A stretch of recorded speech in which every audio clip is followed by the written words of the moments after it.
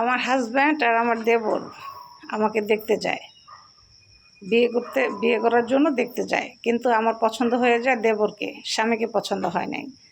মানে বড় ছেলেকে পছন্দ হয় না, দেবরকে পছন্দ হয়েছে আমার। তো এখন আমার দেবরকে পছন্দ হয়েছে, আমি তো দেবরকে বিয়ে করব। এখন আমি সরাসরি বলছি যে আমি আপনার বড় ভাইকে পছন্দ করি না, আমি আপনাকে পছন্দ করি। আপনি যদি বিয়েতে রাজি থাকেন তাহলে আমি বিয়ে করব, আর যদি রাজি না থাকেন তো বিয়ে করব না। তখন এক পর্যায়ে ছেলে বলে, আপনাকে তো দেখতে আসছে আমার বড় ভাইয়ের জন্য, আমার জন্য তো দেখতে আসে নাই, এখন আপনাকে কিভাবে আমি বিয়ে করি? আমি কই, তুমি যদি আমাকে বিয়ে না করো আমি গলায় ফাঁসি দিব।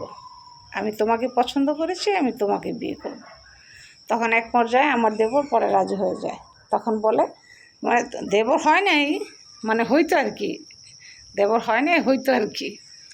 তখন আমি বলছি যে তুমি আমাকে যদি বিয়ে না করো, আমি তোমাদের বাড়িতে বউ হয়ে, বড় বউ হয়ে যাব না। আমি যদি বউ হয়ে যাই সেটা আমি তোমার বউ হয়ে যাব। এখন তুমি শুধু বলো হ্যাঁ বা না। তখন বলে, আর কি বলবো, তুমি যেহেতু আমাকে পছন্দ করো তা আমি বিয়ে করব। তখন আমার দেবর আমাকে বিয়ে করে। এখন আমরা ভালো আছি, আলহামদুলিল্লাহ। সবাই দোয়া করবেন আমাদের জন্য।